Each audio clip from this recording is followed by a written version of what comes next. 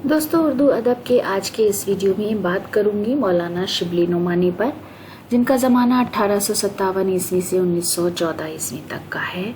उनकी पैदाइश ज़िला आज़मगढ़ में हुई। वकालत का इम्तिहान पास करके कुछ दिन वकालत की, फिर 1882 ईस्वी में अलीगढ़ कॉलेज में फ़ारसी के उस्ताद होकर आए।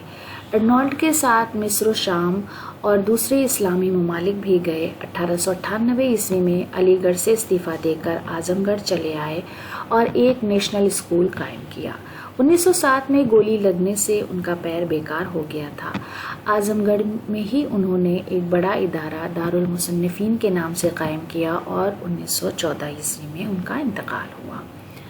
दोस्तों, शिबली नोमानी उन लोगों में से हैं जो सर सैयद अहमद ख़ां के असर और फैज़ सोहबत की बदौलत मौलवियत के महदूद और तंग दायरे से निकलकर अदब के वसी मैदान में आए। उन्होंने उर्दू ज़बान में इस्लामी तारीख़ का सही ज़ौक़ फैलाया।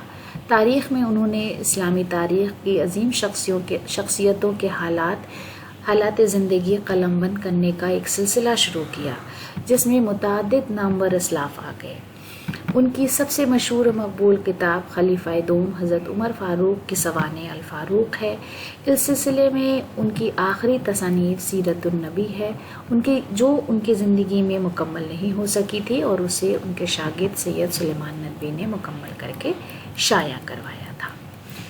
शिबली ने उर्दू और फ़ारसी दोनों ज़बानों में शायरी की, लेकिन दोनों ज़बानों की शायरी का मिजाज मुख्तलिफ है। ये शायरी अवाम की नज़र से कम ही गुज़रती है। उर्दू में उन्होंने अमूमन कौमी और सियासी किस्म की शायरी की है। शिबली का शुमार उर्दू तनक़ीद की बुनियाद गुज़ारों में होता है। उन्होंने अपने तनक़ीदी नज़रियात को अपनी दो लाजवाब किताबों शेरुल अजम और मुआज़नाए अनीस व दबीर में जामियत के साथ बयान किया है। मुआज़ना में शिबली ने फ़न मरसिया निगारी के बुनियादी उसूलों के साथ साथ फ़साहत व बलागत, तशबीह, इस्तिआरे और दीगर सनतों की तारीफ़ और तौज़ीह की है। शेरुल अजम में उन्होंने शेर की हकीकत और माहियत, नेज़ लफ्ज़ व मायनी के रिश्ते को समझने और समझाने की कोशिश की है, और इसमें उन्होंने उर्दू की जुमला क्लासिकी असनाफ़ का मुहाकमा किया है। इसमें उन्होंने शायरी के अनासिर हकीकी, तारीख़ और शेर के फ़र्क और शायरी और वाक़या निगारी के फ़र्क को वाज़े किया है। वो शायरी को ज़ौक़ी और वजदानी चीज़ समझते थे, जिसकी कोई जामे और माने तारीफ़ वज़ा करना नामुमकिन नहीं। वो इदराक के मुकाबले में जज्बा और एहसास को शायरी का जौहर हकीकी करार देते हैं। उनका कहना है कि अगरचे जज्बात के बग़ैर शायरी मुमकिन नहीं, ताहम इसका मतलब है जान या हंगामा बर्पा करना नहीं, बल्कि जज्बात में ज़िंदगी और जुलानी पैदा करना है।